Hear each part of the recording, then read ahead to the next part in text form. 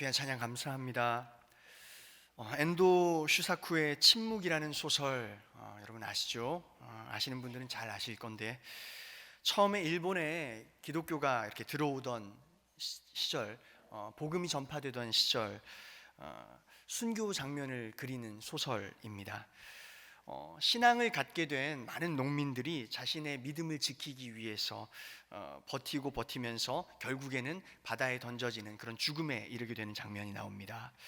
그들에게 처음 복음을 전해주었던 포르투갈 신부 로드리고는 그렇게 수많은 농민들이 자신의 믿음을 지키면서 죽어가는 그 모습을 보면서 정말 애타는 마음으로, 간절한 마음으로 하나님께 부르짖어 기도합니다. 하나님 이제는 좀 나타나셔서, 능력을 나타내셔서 저들을 이 고통 가운데서 건져 주십시오. 하나님, 왜 지금까지 침묵하고 계십니까? 이렇게 질문하듯 애타게 부르짖는 장면이 나옵니다. 바로 그때에 로드리고에게 들려오는 아주 뚜렷한 음성이 있었다고 합니다. 나는 침묵하고 있는 것이 아니다. 너희들과 함께 고통을 나누고 있을 뿐이다.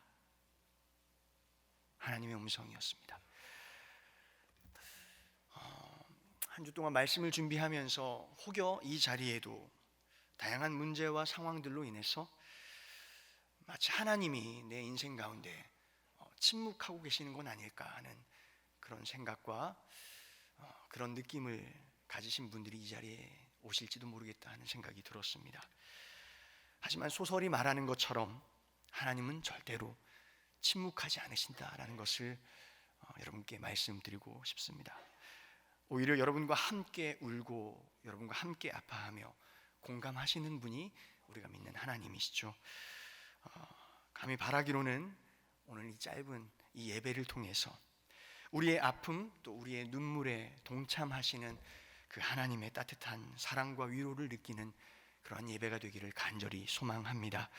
사랑하는 딸아, 사랑하는 아들아, 내가 아파하는 그 순간에 나도 너와 함께 아파하고 있단다. 이 음성을 듣는 예배가 되시기를 간절히 소망합니다. 그렇습니다. 함께 하십니다. 옆 사람을 바라보면서 이렇게 인사하겠습니다. 하나님은 침묵하지 않으십니다. 아멘. 그렇습니다. 오늘 이 시간에는 특별한 말씀을 통해서 특별한 방법으로 우리와 함께 하시고 우리를 위로하시는 그 하나님의 사랑을 좀 만나보고자 합니다. 그림 하나를 좀 보여주시겠습니까? 마리아와 엘리사벳 그림입니다. 둘 다 임신을 했어요. 예비 엄마입니다. 그래서 서로의 배를 이렇게 축복하듯이 쓰다듬어주는 장면의 그림입니다. 다 아시는 대로 한 명은 예수님의 엄마이고 또 한 명은 세례 요한의 엄마입니다. 예비 엄마들이라 하면 축하해 주는 게 당연한 일인데 마음 다해 와 너무너무 축하해요, 임신을 하셨네요, 이렇게 축하하기에는 약간 좀 민망한 상황이 있는 여성들입니다. 먼저 한 명은 임신하기에는 조금 나이가 굉장히 좀 많아진 그런 여성, 바로 엘리사벳입니다. 누가복음 1장 24절을 한번 읽어볼까요? 시작. 이후에 그의 아내 엘리사벳이 잉태하고 5달 동안, 얼마나 좀 민망했으면, 내 나이가 좀 그래서 숨어 있었다고 합니다. 그런 엘리사벳이었어요. 근데 또 한 명은 누굽니까? 잘 아시는 대로 처녀입니다. 남자를 알지 못하는 처녀 마리아입니다. 남편 될 사람을 본 적도 없는데 어느 날 덜컥 뱃속에 애가 생겨버린 것입니다. 오늘날에도 사실 혼전 임신하면 약간 좀 쉬쉬하고 좀 민망함을 감출 수 없는데, 당시의 정황을 우리가 미루어 짐작해 보건대 엄청난 일인 겁니다. 이게 밝혀지고 이웃들에게 소문이 나면 당장 돌이 날라와 죽음을 맞을 수도 있을 만한 그런 상황이라는 것이죠. 심지어 애 아빠가 누구인지 정확히 알 수도 없는 상황이지 않습니까? 굉장히 무서운 상황입니다. 이 여성 둘 다 너무나도 무섭고 또 너무나도 떨리고 어떻게 보면 좀 민망하고 부끄러운 상황이라 할 수 있습니다. 쉽게 낯을 들고 이렇게 다닐 수 없을 만한 상황이라는 거죠. 정도의 차이는 있겠으나 둘 다 연약함과 또 두려움을 가진 그런 상황이라 할 수 있습니다. 그런데 오늘 우리가 주목해 볼 것은 바로 오늘 예수 탄생, 그 소망의 소식, 그 희망의 소식이 바로 그러한 연약함을 지닌 여성들에게 찾아오셨다 하는 것을 우리가 한번 주목해 보았으면 좋겠습니다.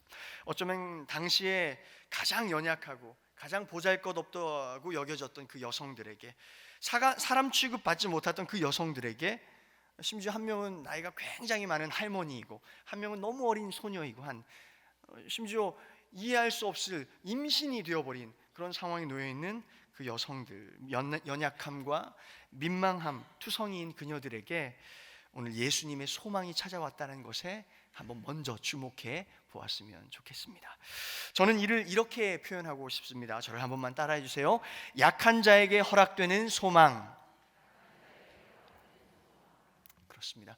저는 오늘 저와 여러분에게도 이 은혜가 임하기를 간절히 소망하는데, 바울은 고린도 후서 4장 7절에 이렇게 이야기합니다. 함께 읽어볼까요? 시작. 우리가 이 보배를 질그릇에 가졌으니 이는 심히 큰 능력은 하나님께 있고 우리에게 있지 아니함을 알게 하려 함이라. 아멘. 그렇습니다. 바로 우리의 이야기입니다. 우리는 질그릇과 같습니다. 연약해서 깨지기 쉬운 질그릇.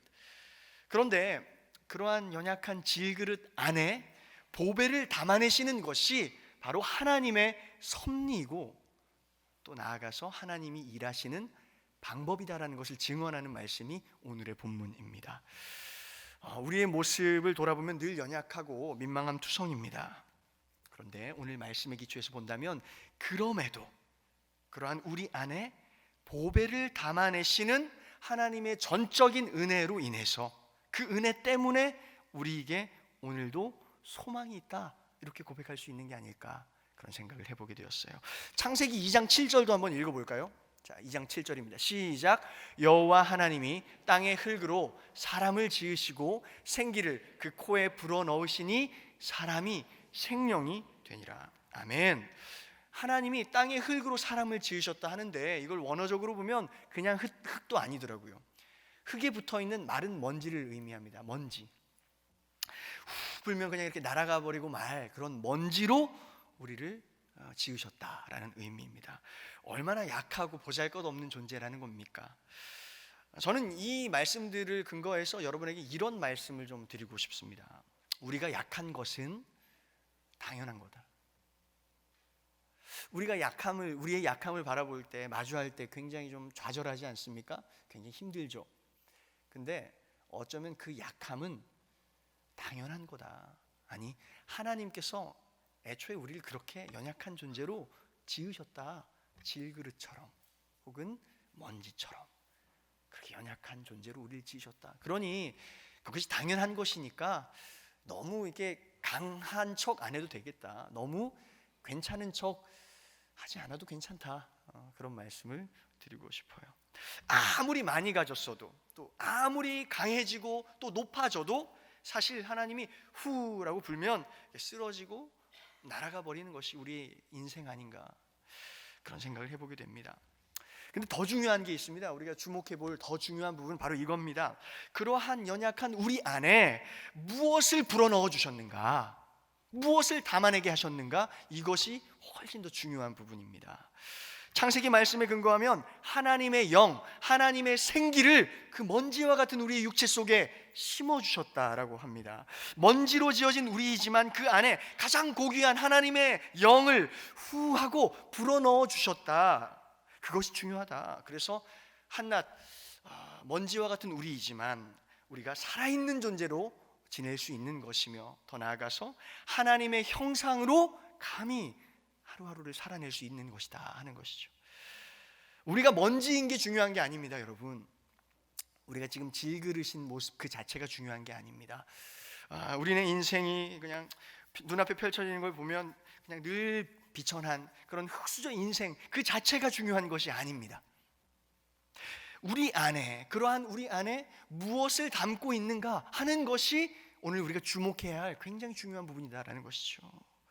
그리고 여러분, 제일 중요한 사실이 뭔지 아십니까? 가장 중요한 것은 그렇게 보배를 담은 그 질그릇은 아무리 연약하고 아무리 깨지기 쉽다 한들 하나님께서 끝까지 지키신다 하는 이 사실을 믿으시길 바랍니다. 이것이 오늘 우리에게 주어진 큰 은혜의 선물과 같은 말씀이에요. 다시 본문으로 좀 돌아와 보겠습니다. 소녀 마리아는 당시 대략 추측하기로 한 16살, 17살 정도 되는 소녀였습니다. 천사 가브리엘에게 임신 소식을 듣고 흔히 요즘 청년들이 하는 말로 멘붕에 빠집니다. 이게 무슨 소리예요? 하는 거죠. 건넌마을 총각 요셉이랑 결혼하기로 했는데 어느 날 일어나 보니 그 요셉을 얼굴도 본 적이 없는데 어느 날 뱃속에 임신이 되어 있는 겁니다.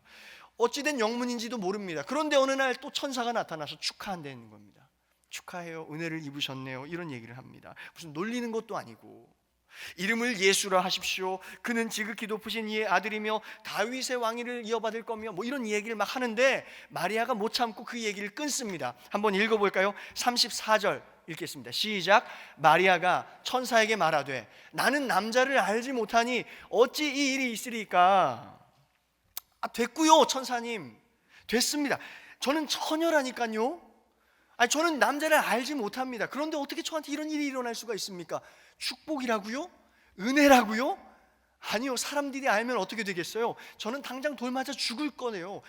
이거는 은혜가 아니라 축복이 아니라 저주죠. 어떻게 저한테 이런 일이 일어납니까? 그렇게 두려움에 사로잡혀서 마치 절규하듯 묻는 그런 마리아에게 천사가 이야기합니다. 35절을 읽어보겠습니다. 시작. 천사가 대답하여 이르되 성령이 내게 임하시고 지극히 높으신 이의 능력이 너를 덮으시리니 이러므로 나실 바 거룩한 이는 하나님의 아들이라 일컬어지리라. 아멘. 진정해 마리아야, 걱정하지 마. 네 뱃속에 있는 그 아가는 다른 누군가의 아기가 아니야. 바로 하나님의 아들이야 라고 이야기를 하면서 마리아를 진정시킵니다. 너는 비록 작고 연약한 소녀임에 불구하지만 너의 그 작은 육체 안에, 너의 뱃속에 크신 하나님의 아들이 모두를 구원할 메시아 예수님의 그 생명이 잉태되고 있어. 그러니 너무 두려워하지 마 라고 천사가 위로의 말을 하고 있는 겁니다. 누가복음 1장 36절도 한번 이어서 읽어볼까요? 시작. 보라, 내 친족 엘리사벳도 늙어서 아들을 배었느니라. 본래 임신하지 못한다고 알려진 이가 이미 6달이 되었나니. 저는 이 구절에서 처음에 나와 있는 이 보라 한번 따라해 볼까요? 보라. 저는 이 보라에 좀 주목해 보고 싶습니다. 보라, 뭘 보라는 것일까? 오늘 이 자리에 나와 있는 저와 여러분에게도 보라라고 말씀하실지 모르겠는데 무엇을 보라는 것일까요? 봐라, 엘리사벳도 있다 하는 이 말이죠. 봐라, 엘리사벳도 있다. 저는 그런데 이 말을 오해해서는 안 된다고 생각을 합니다. 뭐 요즘에 이런 심심한 위로 있지 않습니까? 뭐 많이 힘들지, 근데 뭐 너만 힘든 거 아니야? 뭐 옆에 봐라, 다 힘들고 다 어려워. 요즘에 경기가 안 좋아서 다 먹고 사는 거 힘들잖아. 너만 힘든 거 아니니까 그래도 너무 그렇게 안 좋게만 생각하지 마. 다 힘들어 하는 그런 위로, 그런 심심한 위로의 정도의 말씀을 담고 있다고 저는 생각하지 않습니다. 그런 정도의 위로가 아니라 이 천사가 지금 말하고 있는 보라 하고 있는 이 말씀은 크게 두 가지를 내포하고 있다 생각을 합니다. 첫 번째입니다. 한번 따라해 주세요. 약함 속의 가능성. 그 약함 가운데에도 하나님으로 인해서 그 안에 가능성이 심겨져 있다는 것을 먼저 이야기하는 것이 보라 하는 거고요. 두 번째입니다. 따라해 주세요. 함께함의 희망. 네. 함께할 때에 보라, 그와 함께할 때에 다시 희망이 싹 틀 거야 하는 이 이야기를 하고 있다라는 거죠. 한번 돌아보며 생각해 보겠습니다. 여기 있는 우리 중에 완벽한 사람이 있습니까? 뭐 완벽에 가깝다라고 스스로 생각하는 분이 계실지도 모르겠지만 사실상 완벽한 사람은 없죠. 아까의 표현대로 보면 다 질그릇이고요, 다 먼지와 같은 존재들입니다. 뭐 개중에 조금 더 거룩해 보이는 사람이 있을지 모르고요, 개중에 조금 더 좀 성품이 나아 보이는 사람이 있을지 모릅니다만 사실 50보 100보라 하죠. 다 비슷합니다. 하나님 보시기에는 고만고만한 사실 연약함을 지닌 다 같은 존재들입니다. 성령께서는 오늘 그러한 연약함을 지닌 우리 모두에게 말씀하십니다. 저는 오늘 아까 봐라 하는 그 말씀을 좀 이렇게 좀 쉽게 표현해 봤는데요. 저를 한 번만 더 따라해 주세요. 쟤 좀 봐. 저는 이렇게 표현할 수 있을 것 같아요. 쟤 좀 봐. 저기 있는 저 집사님 좀 봐. 저 장로님 좀 봐. 그렇게 얘기하실 것 같아요. 근데 이 쟤 좀 봐 하는 이 말씀이 어떤 뜻인가 하는 것이 바로 37절의 해답으로 나와 있습니다. 한번 읽어보겠습니다. 시작. 대저 하나님의 모든 말씀은 능하지 못하심이 없느니라. 아멘. 이 의미예요. 쟤 좀 봐 하는 그 말씀은 그 친구가 가지고 있는 나와 동일한 어떤 약점, 거기에 핵심이 있는 것이 아닙니다. 쟤도 연약해, 쟤도 약점이 있어, 쟤도 아파 하는 그 정도의 이야기를 하는 것이 아니라는 겁니다. 그게 아니라 그 약해 보이는 친구를 잘 봐야 돼. 그 친구 안에 이미 기적처럼 소망이 잉태되어 일어나고 있어. 그걸 봐. 그 말씀을 지금 하고 계시다는 거예요. 그 약해 보이는 친구 안에 소망이 일어나고 있다니까. 그것을 봐야 돼. 이처럼 하나님의 말씀은, 하나님의 약속은 아무리 불가능해 보이는 상황 가운데서도 소생케 되어지고 일어나는 것이야. 그것을 봐 하는 그 말씀이라는 거죠. 그것을 보라 하는 겁니다. 또한 결국 그 하나님께서 그 가운데 역사하시는 그 하나님께서 동일하게 오늘 나의 삶 가운데, 연약한 너의 삶 가운데에도 역사하실 거야. 그것을 바라봐야 해 라고 마리아에게 얘기하셨고, 오늘 저와 여러분에게도 말씀하신다라는 거죠. 그래서 저는 이렇게 말씀드리고 싶어요. 우리는 서로를 잘 봐야 됩니다. 아주 유심히 바라봐야 합니다. 그 안에, 바로 옆에 있는 그 지체 안에 하나님께서 심어두신 그 가능성을 우리가 바라보며 나아갈 수 있어야 한다라는 것이죠. 또한 여기서 그를 봐 하는 그 말은 이 말과도 같습니다. 가서 만나봐, 그에게 찾아가 봐 하는 말과도 같습니다. 39절 40절을 보면 이 천사의 음성을 들은 마리아가 곧장 엘리사벳을 찾아갑니다. 그래서 그를 만납니다. 가서 한번 만나봐, 서로의 그 떨리는 손을 좀 잡아줘, 이런 얘기를 하신 거죠. 바로 함께함의 희망을 이야기합니다. 너희가 함께 손을 잡아낼 때 희망이 다시금 일어날 거야. 너희 둘 다 연약함을 지녔고 약하지만 한번 만나봐. 너희가 손을 잡으면 지금 세상 사람들이 다들 조롱할 만한 너희들 볼록 나온 그 배 있잖아. 그 배를 서로의 사랑으로 이렇게 보듬어주고 어루만져 줄 때에 너희 안에 숨겨진 그 희망을 바로 서로를 통해서 증명하게 될 거야. 그러니 보고 가서 만나봐, 이 얘기를 하신다는 거예요. 그 말씀에 마리아는 순종했습니다. 그래서 당장에 달려가가지고 그 배를 안고서 그 몇 날 며칠을 걸어갔을지 몰라요. 종종 걸음으로 가서 엘리사벳, 또 다른 약점을 가지고 있는, 연약함을 가지고 있는 그 할머니 엘리사벳을 만나러 갑니다. 이 두 여성의 역사적이고 아주 운명적인 이 만남을 통해서 각자가 가지고 있던 그 민망함과 그 두려움이 이제는 오히려 당당함과 새 희망으로 바뀌게 되는데, 이 장면을 한번 보시겠습니까? 42절을 한번 읽어보겠습니다. 시작. 큰 소리로 불러 이르되 여자 중에 내가 복이 있으며 내 태중의 아이도 복이 있도다. 아멘. 이 누구 얘기입니까? 엘리사벳이 자신을 찾아온 마리아를 보면서 그 태중의 아이를 바라보면서 정말 힘차게 소리를 높여서 축복하는 장면입니다. 아까 뭐라고 했습니까? 엘리사벳 스스로도 민망해서 움츠리고 있었던 여성입니다. 한 5달 동안 웅크리고, 아유 이거 사람들이 보이면 이거 큰일 나는데, 이거 민망해서, 이거 남사스러워서 그렇게 숨어 있던 게 바로 그녀였어요. 그런데 그 마리아와의 만남을 통해서 그의 마음 가운데 새로운 희망, 아니 희망을 넘어선 용기가 일어나기 시작합니다. 그래서 그를 축복합니다. 큰 소리로 축복했어요. 네가 복이 있는 여인이요, 또한 네 안의 아이도 복이 있는 자다. 이렇게 축복을 합니다. 그렇게 막 축복하며 노래하듯 하니까 마리아도 노래하기 시작합니다. 마리아의 노래를 누가복음 1장 46절 48절로 읽을 텐데, 이게 가장 와닿는 표현이라서 표준 세번역으로 준비했어요. 함께 여러분의 고백 삼아 읽어보겠습니다. 시작. 내 마음이 주님을 찬양하며 내 영혼이 내 구주 하나님을 높임은 주께서 이 여종의 비천함을 돌보셨기 때문입니다. 이제부터는 모든 세대가 나를 행복하다 할 것입니다. 아멘. 저는 오늘 이 연약한 여인들의 이 노래가 이곳에 있는 저와 여러분의 노래 되기를 간절히 축원합니다.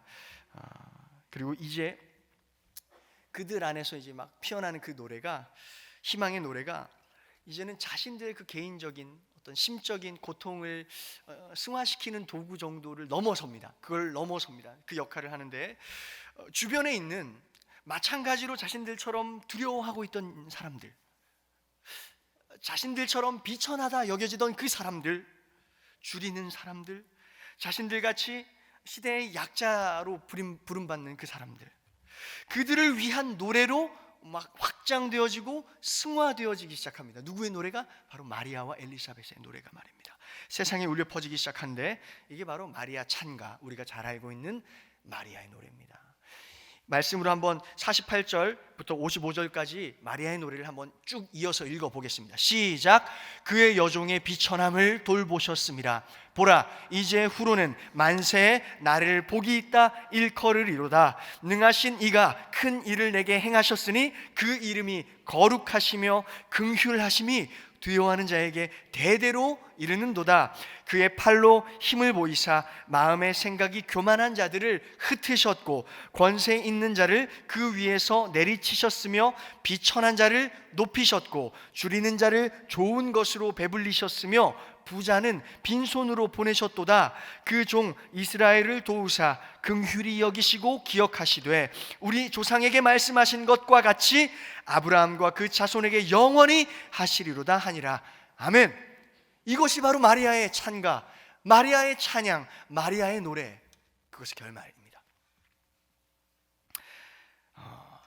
사랑하는 여러분, 저는 오늘 여러분이 각자가 가지고 계신 어떤 두려움, 어떤 연약함, 떨림, 좀 그것이 지속되다 보면 막 우리 안에 올라오는 어떤 원망, 이러한 것들이 여러분 주변에, 바로 여러분 곁에 있는 또 다른 엘리사벳, 또 다른 마리아들과의 하모니를 통해서 새 희망의 노래로 바꾸어지기를 간절히 축원합니다. 그리고 이제는 그렇게 함께 울려내는 그 하모니가 개인적인 우리들의 아픔의 서름의 극복을 넘어서 이 시대의 아픔과 이 시대의 서름을 닦아낼 수 있는 그런 희망의 노래 되기를 간절히 축원합니다. 그런 노래를 우리가 함께 불러낸다면, 우리가 그런 성도들이 될 수 있다면 얼마나 멋질까 하는 생각을 해보게 되었어요. 그것이 바로 오늘 설교의 제목인 약함의 하모니입니다. 그렇습니다. 아무리 생각해봐도, 이리 봐도 또 저리 봐도 우리는 부족하고 연약함 투성입니다. 하지만 이제는 그 연약함 때문에 더 이상 움츠려 들지 않았으면 좋겠습니다. 두려워하지 않았으면 좋겠습니다. 바울이 그랬던 것처럼 오히려 우리의 그 약함을 하나님으로 인해서 자랑하며 살아가는 저와 여러분이 되었으면 참 좋겠다 생각을 해봅니다. 질그릇 안에 담아두신 그 보배에 집중하면서 오히려 그 안에 소망을 발견해내는 겁니다. 그게 우리의 믿음 되었으면 좋겠어요. 또한 서로의 연약함을 이제 바라보면서 그 연약함을 보듬어 주는 거예요. 마리아와 엘리사벳이 서로의 배, 이렇게 볼록 나온 배를 이렇게 쓰다듬어 주었던 것처럼 하나님의 가능성이 바로 그 안에, 그의 아픔 안에, 그의 연약함 안에, 그럼에도 불구하고 하나님의 가능성이 여전히 소생되어지고 있다, 잉태되어지고 있다, 이것을 선언해 주시는 그런 우리 한신 공동체가 된다면 너무나도 멋지겠다, 이런 생각이 들었어요. 우리 옆 사람한테 한번 고백해 볼까요? 당신은 나의 마리아입니다. 당신은 나의 엘리사벳입니다. 배도 한번 만져주세요.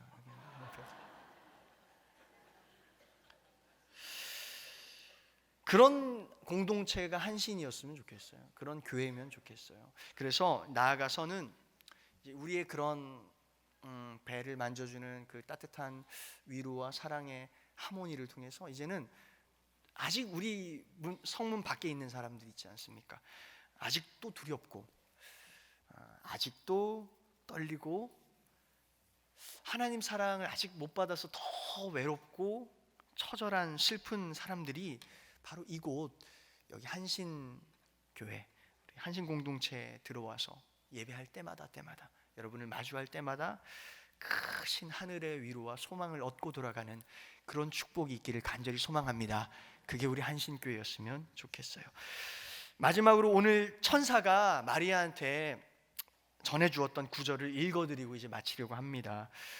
천사가 마리아에게 전했던 말씀이지만 오늘 또 다른 마리아이고 또 다른 엘리사벳인 여러분들에게 주시는 말씀으로 받으시면서 우리 말씀을 마무리해 보겠습니다. 제가 읽어드릴게요. 은혜를 받은 자여 평안할지어다. 주께서 너와 함께 하시도다. 아멘. 여러분 모두 한 주 동안 참으로 평안하시기를, 고통 중에 희망 되시고 또 약함 중에 가능성 되시는 그리스도 예수님의 이름으로 기도합니다. 함께 기도하시겠습니다. 하나님 아버지, 연약한 우리를 긍휼히 여겨 주시옵소서. 눈에 보이는 것들만 보던 우리는 눈앞의 상황에 늘 낙심하고 좌절하고 또 주저앉습니다. 때로는 하나님을 침묵한다 여기며 원망할 때도 있었습니다. 그렇게 우리는 연약합니다. 먼지와 같고 질그릇과 같습니다. 하지만 오늘 하나님 말씀을 통하여 그토록 연약한 우리 안에 가장 귀한 것을 담아두셨음을 깨닫게 하시니 감사합니다. 날마다 우리 안에 예수의 소망을 잉태하며 살아갈 수 있도록 부디 우리 코에 성령을 불어넣어 주시옵소서. 마리아와 엘리사벳이 함께 불렀던 희망의 노래가 오늘 우리의 노래 되기를 간절히 소망합니다. 나에게 베푸신 하나님의 사랑, 은혜, 섭리를 찬양하며 감사하게 하여 주시옵고 그 찬양이 울리고 퍼질 때마다 이 땅에 소망을 잃어버린 많은 연약한 지체들을 일으켜내는 산 노래 되게 하여 주시옵소서. 고통 중에 희망 되시며 약함 중에 강함이 되시어 우리 안에 기쁨을 소생시키시는 예수 그리스도의 이름으로 기도하옵나이다. 아멘.